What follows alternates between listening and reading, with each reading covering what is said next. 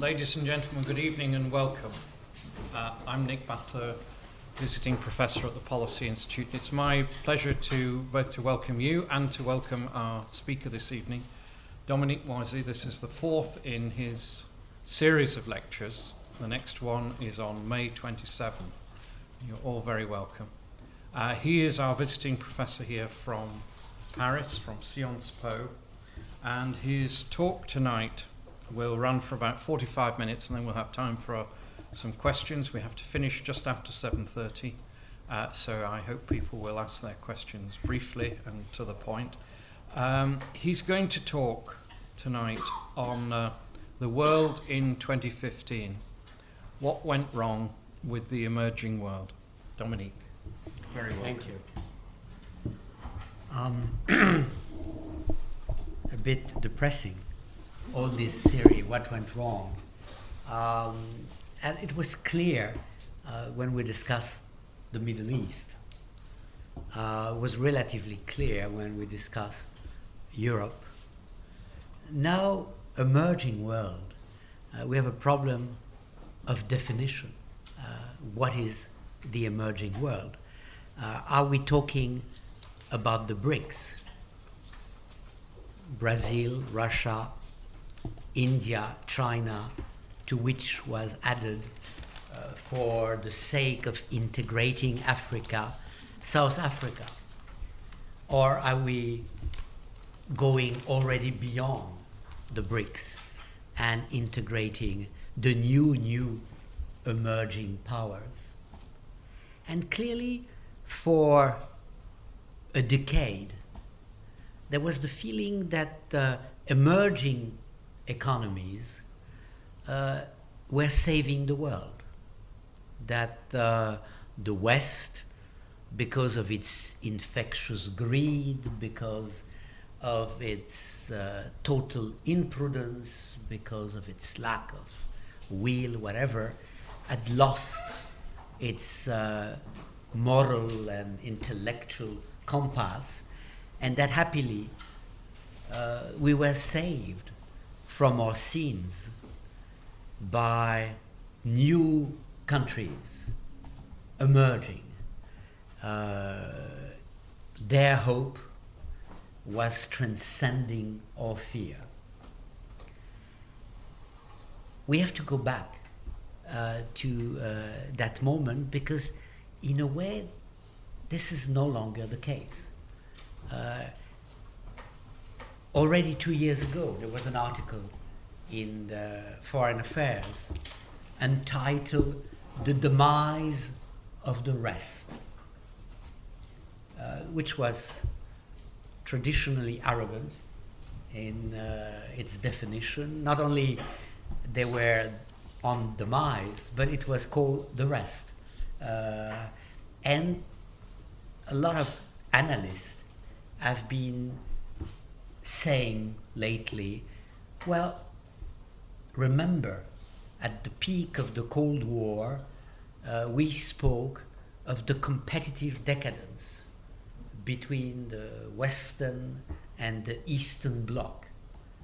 Shouldn't we be speaking today of competitive disenchantment between the traditional West and the emerging powers? And I want, at this point, to go back to the definition of the BRICS and to see whether the expression, which was shrewdly invented by an economist at Goldman Sachs 14 years ago, had not always been an artificial trick, and the artificiality of the expression has simply come clearer to us than it was in the past. What could the BRICS be meaning? Clearly, initially it was about rate of growth. The rate of growth there, in these countries chosen, was considerably higher than in the West. Second, and here you go beyond geoeconomics, what united all these 5 countries was at some point a sense of humiliation vis-à-vis the West.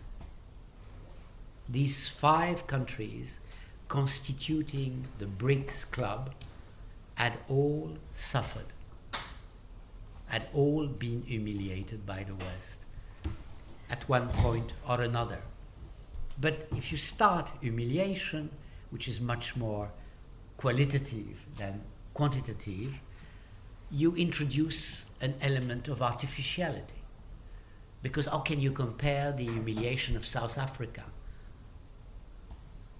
at the time of apartheid or before with the humiliation of, let's say, Russia starting 1990s after the demise of the Soviet Empire? They clearly belong to different categories of humiliation. So then you have to say, well, maybe there's a third element that unites all these countries, and it may be at the roots of their problem, and it may be at the roots of the disillusion we may feel towards them today. And that is the lack of the rule of law, or the dysfunctioning of the rule of law. Some of these countries are true democracies, like India or Brazil or South Africa, for that matter. But none of them has a properly working rule of law. Now, since we started to define the problems, I would say that out of the 5 countries that constitute the BRICS club, 3 of them have clearly gone wrong in the past few years,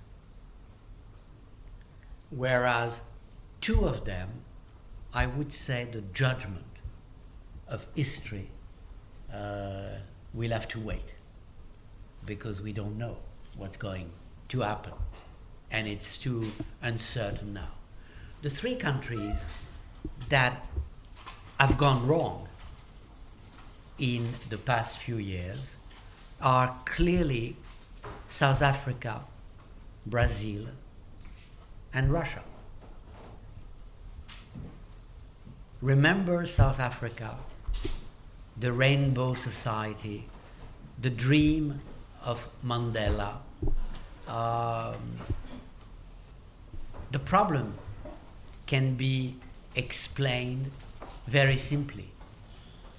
The man who succeeded Mandela didn't have the qualities of the great creator of the new South Africa. And one may say that they have gone from bad to worse. And it has consequences that are going beyond South Africa, because South Africa incarnated, to a large extent, the hope of the entire African continent. And you can look at the disillusion of South Africa in pure economic terms. In 2008, the economic growth of South Africa was between 5 and 6%. Last year, it was 1.1%. Good European figures. South Africa was seen as the first economy of the African continent. It has been relegated to the second position, being superseded by Nigeria. And the what went wrong in that case, in some ways, you just have to go back to that great movie, Invictus, which many of you may have seen. Everything was there. There was such a contrast between the shining figure of Mandela and the rest. And the rest came to power. And with the rest coming to power, we've seen an explosion of corruption and violence. And what we've been witnessing in the past few months has been particularly shocking. Xenophobia among brothers, the foreigners that were denounced as stealing the jobs of South Africans were coming from countries that were the sanctuaries which allowed South Africa to become what it has become. And the definition of the otherness in that case is particularly tragical. I would be tempted to say the pogrom which took place against those people was really a deep shock, ethical and political as well. And so we can only say, looking at these images of it has nothing to do with the ethnic cleansing that took place in other African countries. It has all to do with frustration with the present and the temptation to accuse the other of being responsible, of stealing your job. If we move from South Africa to Brazil, here again, we have a feeling of disillusion. There was a magic period of more than 15 years when suddenly we thought that Brazil had transcended its malediction. And the malediction of Brazil was incarnated by that sentence: the land of the future that will remain the land of the future, because by the end of the day, it will never deliver on the promises it has. And suddenly, Brazilians are using expression like the lost decade to describe the last 10 years that took place in Brazil. There was a succession of progress linked to the strange continuity for the best between President Cardoso and the first presidency of Lula. There was a sense of responsibility. The first one had settled the trend, and the second one had followed it while extending to the poorest the benefits of growth. The natural advantages of Brazil are enormous. They go from agricultural product to energy resources, to demography, and even to the fact that given the peaceful surrounding of Brazil, who would aggress the giant of the Latin American continent, Brazil, probably alone in the category I've mentioned of BRICS, does not have to spend a lot on defense. They are rather secure in identity terms on that stand. But to the what went wrong, you have to add a series of factors. corruption again, which is always a key element in our disillusion. Maybe ideology in economic terms. This is clearly the position of the center and of the liberals, but I'm not sure it's wrong. I think there has been a lot of ideology in the making of the Brazilian economy, and the country has been, to a large extent, punching below its belt. Even when it comes to foreign policy, we've moved from amateurism, sheer amateurism, when Dilma Rousseff comes to power after Lula and tries to open very imprudently to Iran in a context that is not ready for it, to discreet attitude, which is clearly not up to what Brazil, the giant of South America, could be. So here again, you have, it's not the same category, but growth is again a symbol of what went wrong. It has been reduced constantly to rates that are, again, in the case of Brazil, nearly European.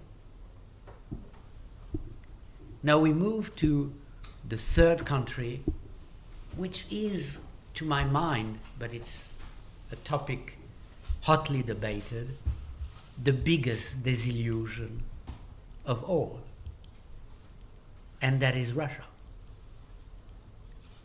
When you put Russia in the BRIC category, for them, it's not a sign of pride. It's a symbol of decline.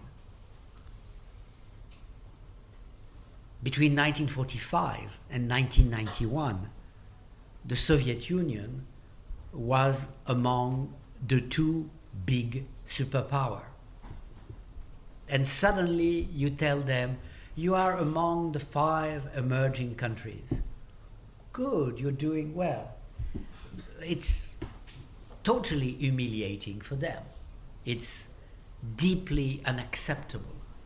And in a way, if you go beyond the military dimension, you will tell them, well, you are among the 5, but consider seriously, you're not even among the big 3. Economically, you're not part of them. Demographically, you are a shrinking reality. So consider yourself, look at yourself in the mirror.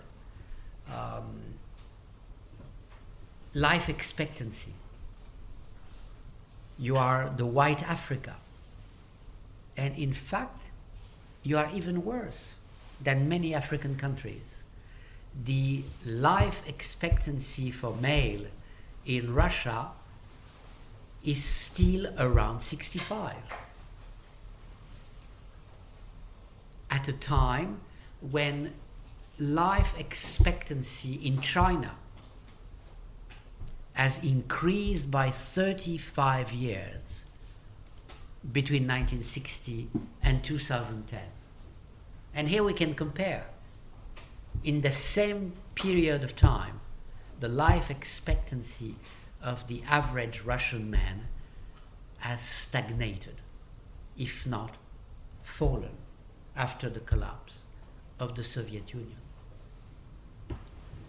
Then you can say, looking at the economy, that what's wrong with Russia is that the country has chosen to exploit wealth and not to create it.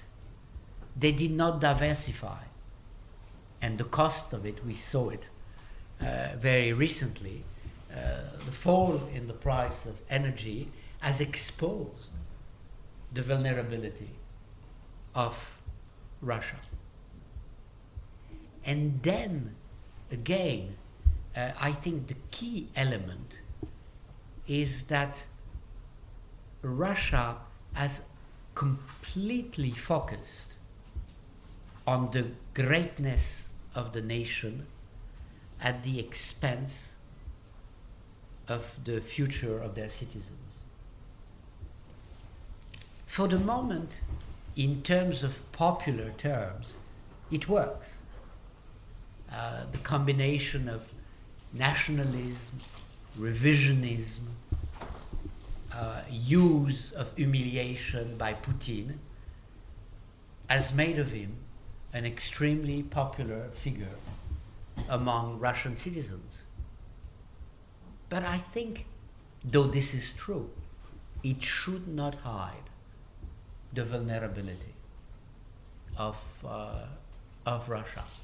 And the fact that the country has clearly moved, to my mind, in the wrong direction at the very moment the two countries I've left, India and China, were making small or significant steps in the positive direction. And in a way, but I will come to it later, nothing is more significant than the difference in project between China and Russia. On Sunday, the Russians are going to celebrate the 70th anniversary of the end of World War II, and they will do so in a very prominent, defiant manner. They will not propose a new way for their country. They will say, the fascists are back, and we are alone again. We were alone in Stalingrad, and we made a big difference. We made the difference, and we are alone in 2015. And they will play on that. They will play on that at the very moment, I will come back to it later, the Chinese are speaking of the new Silk strategy in a much more positive and not defensive manner. Which brings me to the two countries I will concentrate much more on, because they are the giants, because to a large extent they are more important and probably interesting to look at. India and China.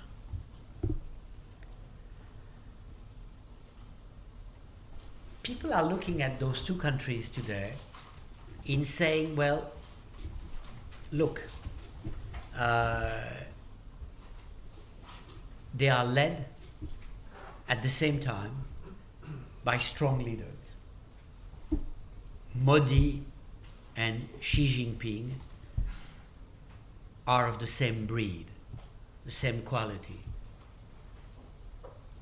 They will lead their respective countries in the same way, even if India is a democracy and China is not.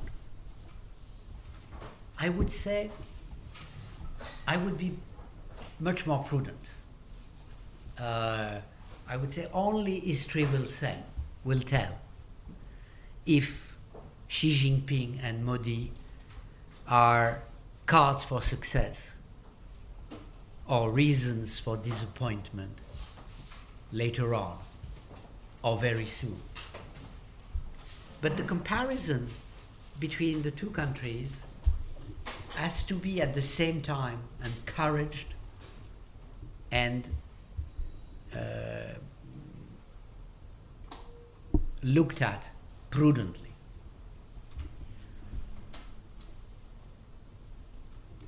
The handicap of India vis-à-vis China are extremely important. The rate of literacy, in particular, is probably the major difference between the two countries. The rate of literacy in India is about 50%. The rate of literacy in China is above 90 what percent. Infrastructures, here again, the advantages of China over India are overwhelming. The mercantile tradition, well, you could say that the two countries are more on par. You've been trying to do business with India, they are quite good in their negotiating skills. Corruption. Probably, though the Indians wouldn't like to be told that, the two countries are on par when it comes to corruption. But of course, India is a democracy, a striving democracy. China is not. Inequality. Well, it's difficult to judge because to a large extent, inequality is comparable in the two countries, but much more shocking in India than in China. There's a book recently published by Amartya Sen with a French economist living in India for the last decades, called An Uncertain Glory, and describing the path to modernization of India and the difficulties. And it's a very interesting book, which I would recommend you to read. Amartya Sen has this sentence in particular to describe his country. He says the inequalities that have been accelerating in the past years, the past decade, make my country look more and more like islands of California in a sea of sub-Saharan Africa. That's the definition Amartya Sen gives of his own country. And he denounced the indifference of Indian elites and Indian medias to the poor and to the inequality of situation that exists. And he quotes an English writer, Ambrose Bierce, who in 1906 was saying that patience was in a minor form. Patience is a minor form of despair disguised as virtue.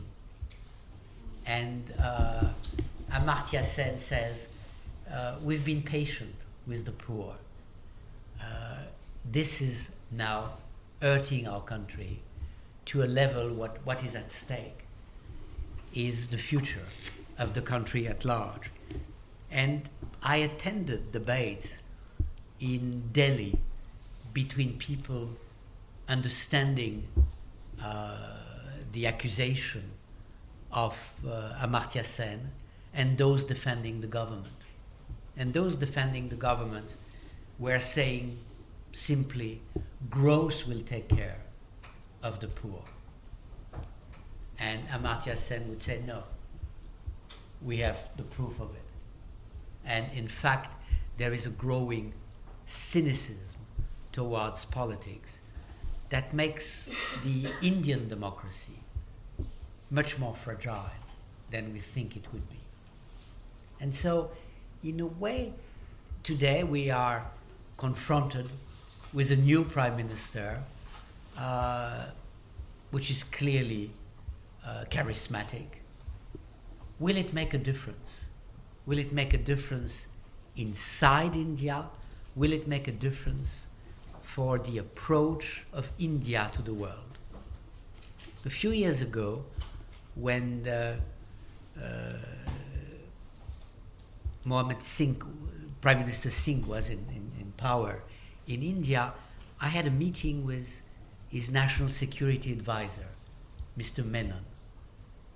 And he explained to me how I should understand India's relation to the world by saying, to understand us, you have to consider the United States of America in 1918, a country that emerged victorious after the war, that is big in the eyes of others, but that is not used to play a role. India is not at ease with the notion of power. From Akosha, the emperor before the Christ, to Gandhi, they have been concentrating on the containment of power. Greatness meant for India being aware of the risk of abusing power. How can you be a great power in the world if you are dominated by that vision in a way perfectly anti-China? At the same time, there's such a sense of incredible energy in India.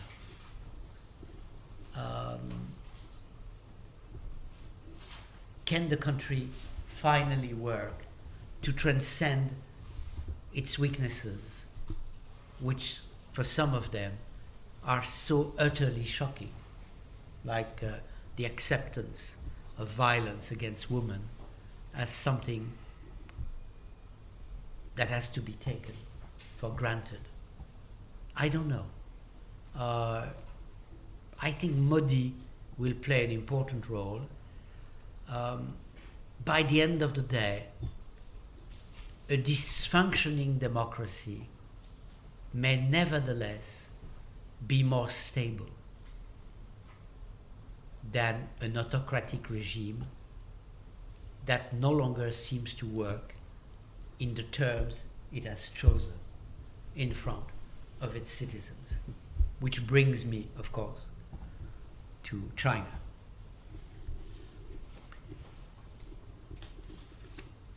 Above all, China has never been an emerging country. At best, it's a re-emerging one. And it is a major difference with all the others, in the sense that the Chinese see themselves as returning to the status they had before. It's natural, it's normal. I mean, I remember a great exhibit at the Royal Academy of Arts in 2005, The Three Emperors, in which you could see as a major piece in the Jesuitic style of 18th century Europe, the envoys of Europe queuing to pay tribute to the Chinese emperor. And the explicit message of the exhibit, sponsored by the Chinese government, was, look well at this picture. That was what we were yesterday. This is what we are returning to be tomorrow. And how do you look at China? A Chinese friend of mine, looking at corruption, which he considered again as the key issue, said if China does not tackle corruption, the country is doomed. and if China tackles corruption, the party is doomed. How do you choose between those two imperatives? If you, here again, compare the weaknesses and the strength of China, it would be dangerous to neglect their obvious strength. Education, infrastructure, dynamism, mercantilism, civilizational confidence. At the same time, there is that structural contradiction between the capitalist nature of the economy and the so-called communist nature of the regime. And here again, you have the risk also of nationalism.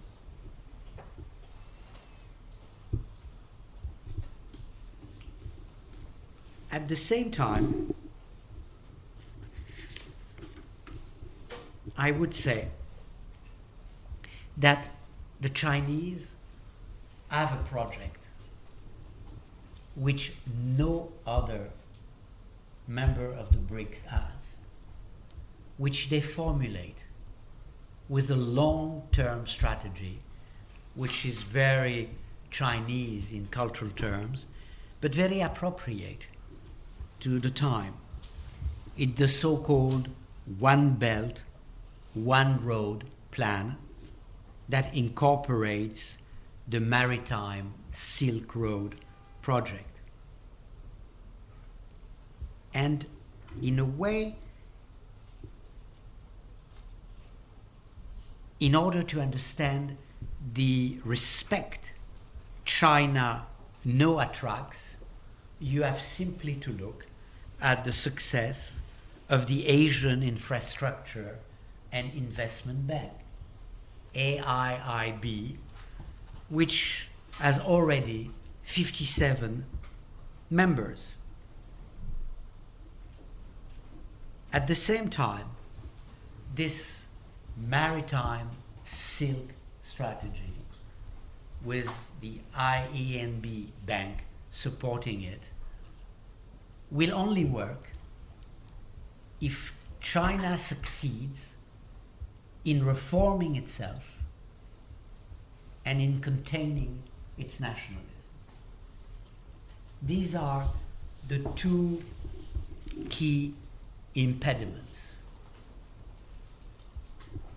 Can Xi Jinping truly reform his country, introduce the rule of law in a significant manner, contain corruption, contain the rise of inequality?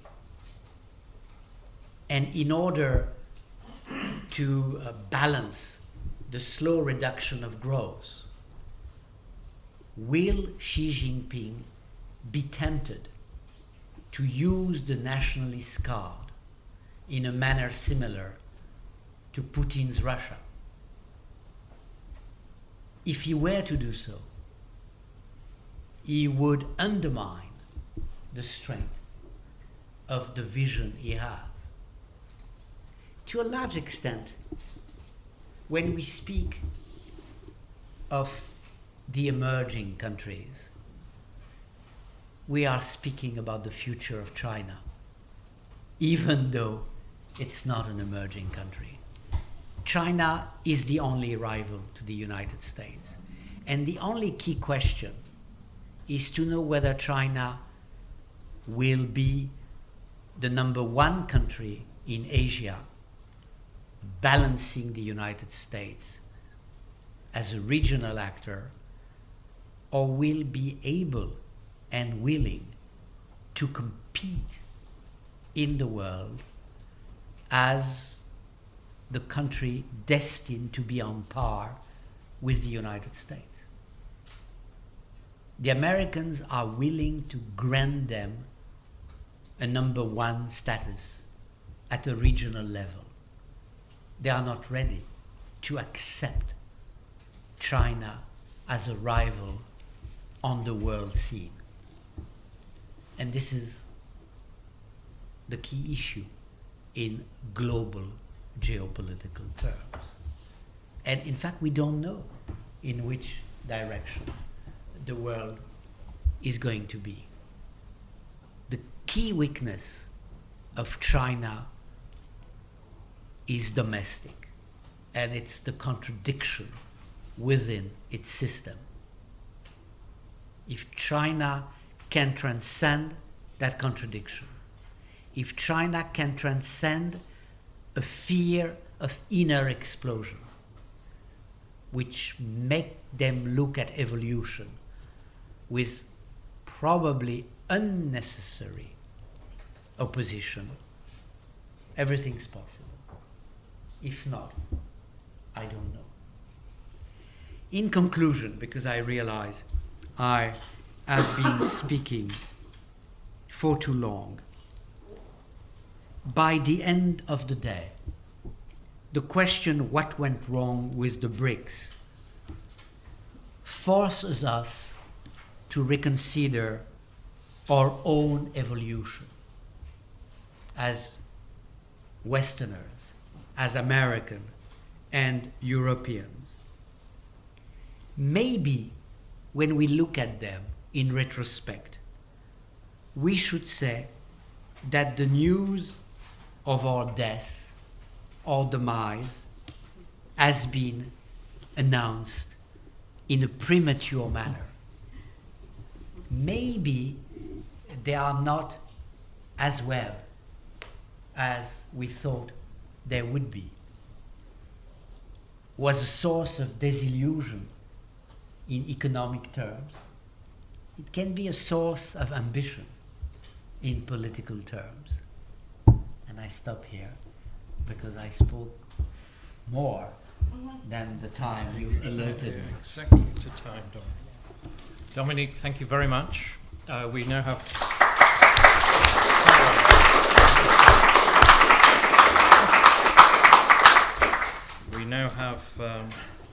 just over a quarter of an hour for questions. Can people keep them brief and state their name, please? Gentleman here.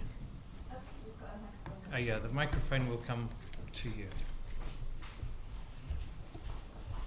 No, this gentleman first. Well, I don't think you look like a gentleman. And I'll take 3 questions together, and then Thank you.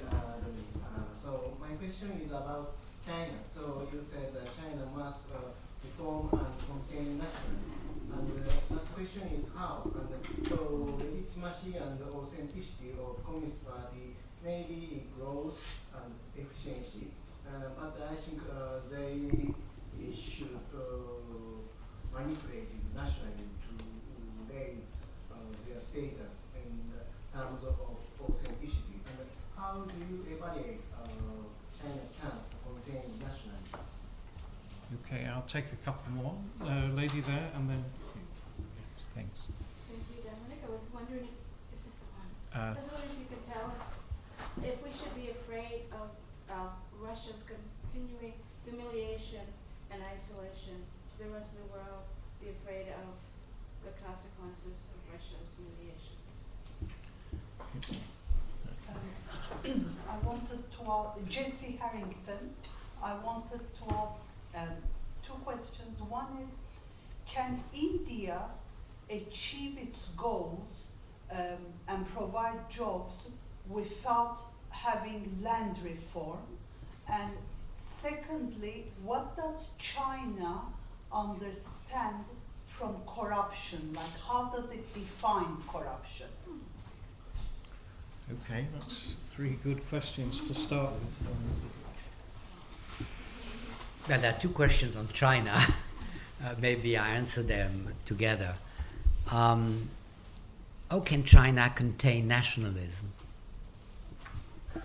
Well, I would say the first thing is not to encourage it. And the problem is that we have seen an encouragement of nationalism coming from China in the last years. I mean, there was a debate at the highest level of Chinese leadership on the right foreign policy.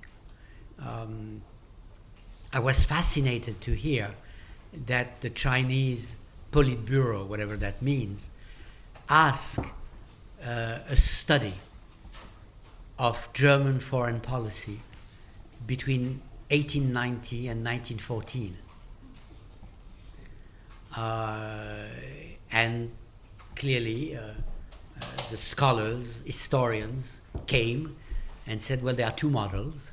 There's the Bismarckian model, which means that you have to, the stronger you are, the more important it is to keep a low profile. And there is the Wilhelm II model, which is the moment you reach a certain level of power, you want the world to know. And this is the competition on boat with the British Navy, whatever.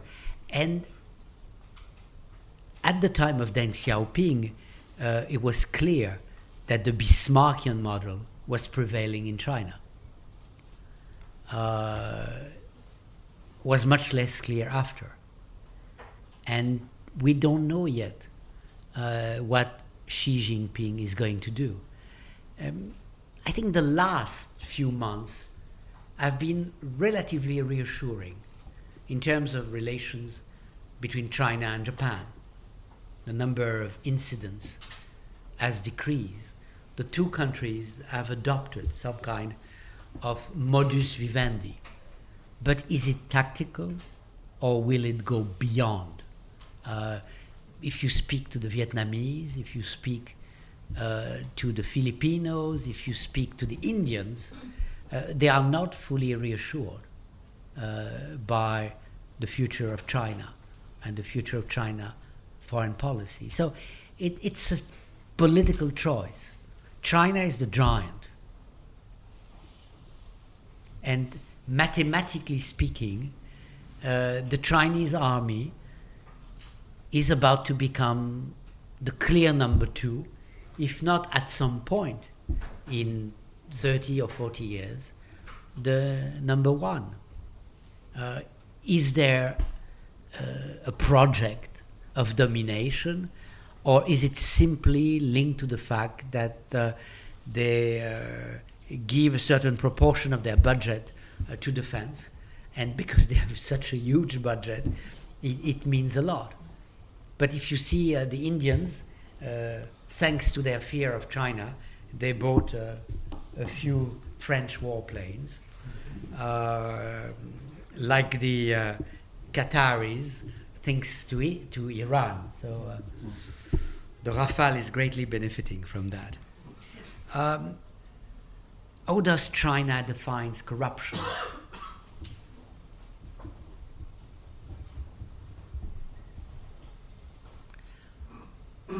I think Chinese society is not convinced about the necessity of democracy. But the absence of the rule of law, when it means young children being killed by buildings falling upon them because of the corruption of local leaders, when it means milk poisoning young children because, again, of corruptions, that they do understand. No, I think they understand the rule of law. Are they willing to impose it? That's another story. Lee Kuan Yew, who died recently, was convinced that it would take 3 generations at least for the Chinese to understand the meaning of the rule of law. He was saying, we in Singapore benefited greatly from being under British rule. We understood the rule of law. It saved us 60 years. India, no, you're right. Without taking seriously land reform, they can't. But it's so difficult. And somewhere, I mean,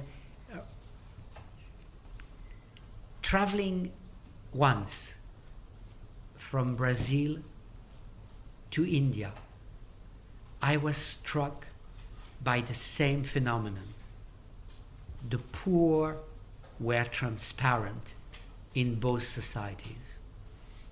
It is as if they did not exist. You could walk by without seeing them, with a feeling of good consciousness, which is very, very interesting. And so one interpretation was the caste tradition in India, but there's no such tradition in Brazil, and yet the poor were transparent. And the majority of the poor had a clearly different color of skin in Brazil. The darker you were, the greater the chances that you would belong to the poorest level of societies. Let's take some more. Can I start, Dominique, by asking whether you think Jim O'Neill, who's the Goldman Sachs economist who created this concept of BRICS, whether you give a different analysis if he'd chosen a different set of countries? I mean, I assume China and India have to be included. They're on the positive side of your account. But I wondered if he'd included places like Indonesia or Malaysia or South Korea or even Chile. You would have said that there was a rather more positive, not perfect, but a more positive story. So that's one question. Take a couple more. I'll go to the back and I'll come back to you. Second row down, please. Thanks. Thank you very much for the interesting talk. I have two related questions. Sorry, my name is Zhuang Yuli. I have two related questions. The first one is when you're talking about 3 of the countries out of the 5 that have gone wrong, I just wonder whether you could elaborate a bit more on based on what kind of a ground do we... On what? On what kind of a ground or Yes. criteria, and to whose criteria are we using to draw the line between the right and wrong? And you mentioned one of the factors that affect these countries going wrong is ideology. And you've been using the word right and wrong. I just wonder whether you think the discourse of right and wrong would have the danger of superiorizing certain type of ideology and culture over the others. Thank you very much. Okay. Any more? This gentleman here. Thanks. Excuse me. I wanted to follow up on this point of what sounded like a bipolar world with China as the only real rival to the United States. I mean, I suppose at one level that's clear, but at another level, I wonder if what you think of the proposition that it's more like a multipolar world, and so maybe instead of a kind of 20th century analogy, a 19th century analogy makes more sense. And if so, what would that imply? And then arguing against that, what about the middle income trap? Hardly any country ever catches up. I think there's 13 that are said to have caught up to the West, at least in per capita income terms. So if there are 168 countries and 20 of them are developed and 13 have caught up, and some of those are actually now subsiding, maybe this is all just temporary, a blip.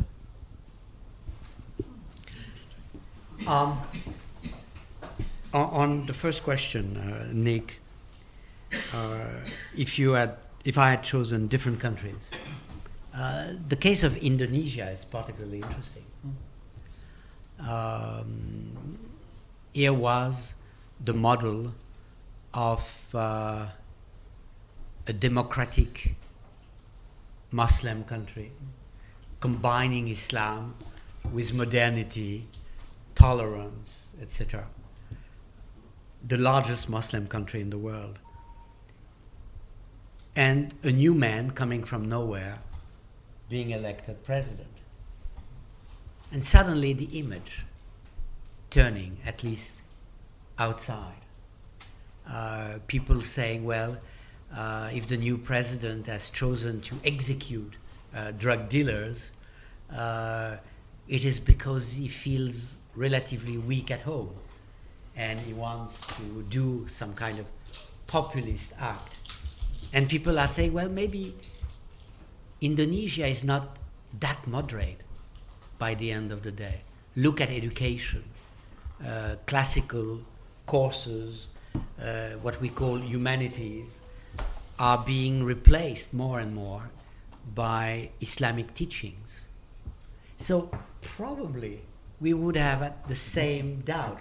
Okay. And people would be saying, well, by the end of the day, maybe Indonesia is in the same category as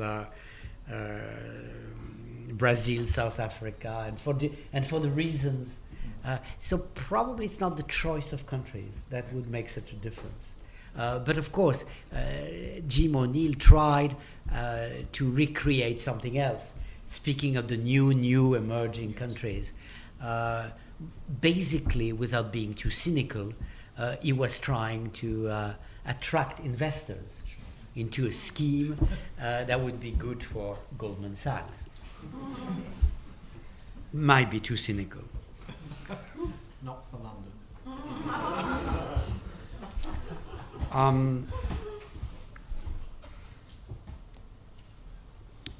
The next two questions, ideology, right and wrong, what criteria? I used the word ideology once to introduce an element of criticism vis-à-vis the left in power in Brazil, and in particular the second presidency of Lula and the period of Dilma Rousseff, who succeeded him. And I use that word ideology because I felt that there was an opportunity that was missed. And that opportunity was missed on pure ideological, so to speak, socialist ground. But the question you ask me goes beyond that.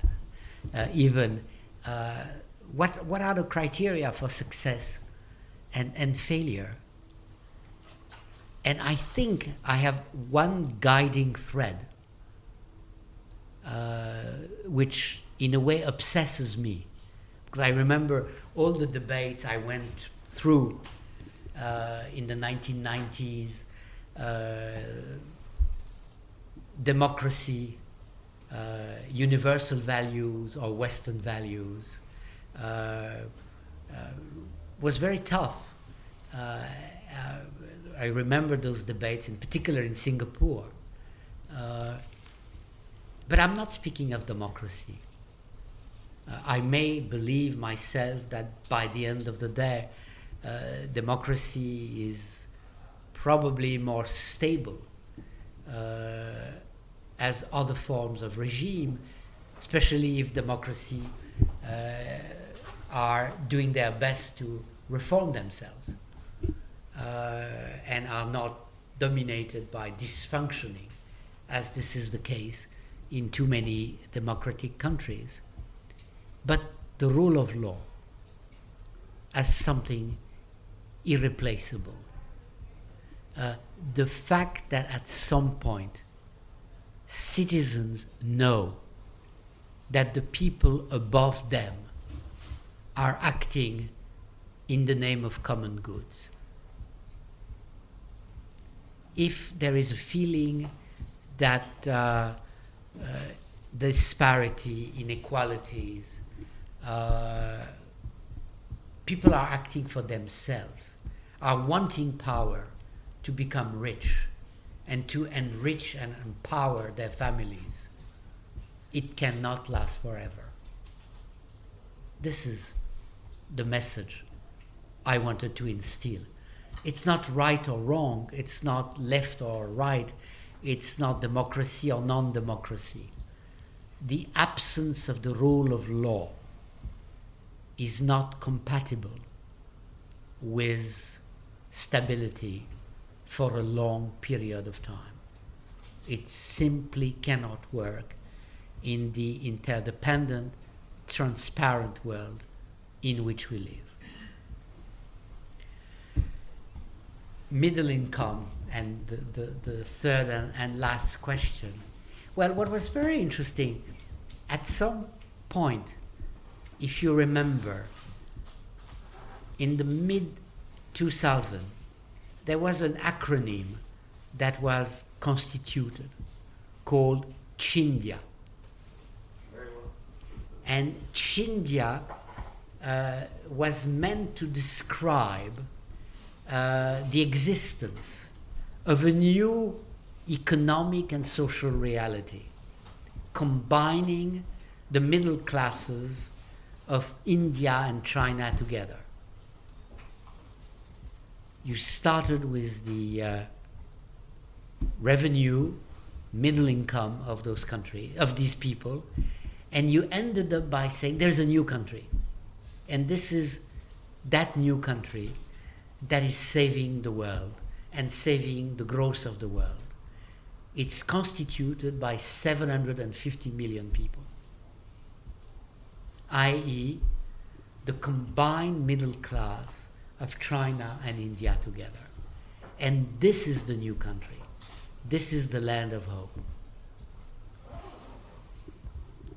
Chindia was even more artificial a reality than the BRICS.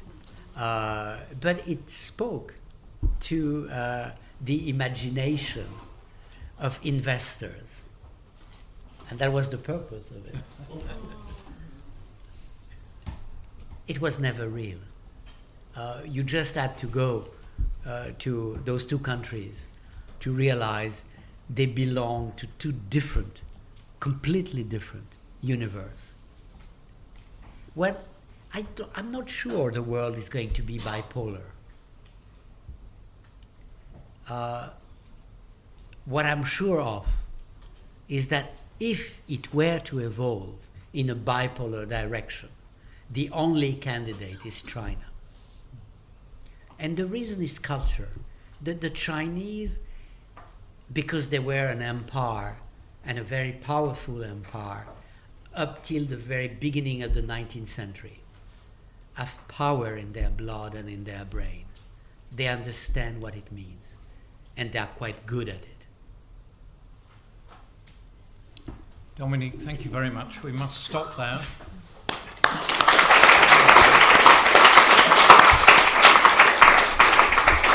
Thank you for a fascinating talk. Thank you to everybody for coming. The next lecture in this series will be on the 27th of May, and you will all receive a notice. Good night.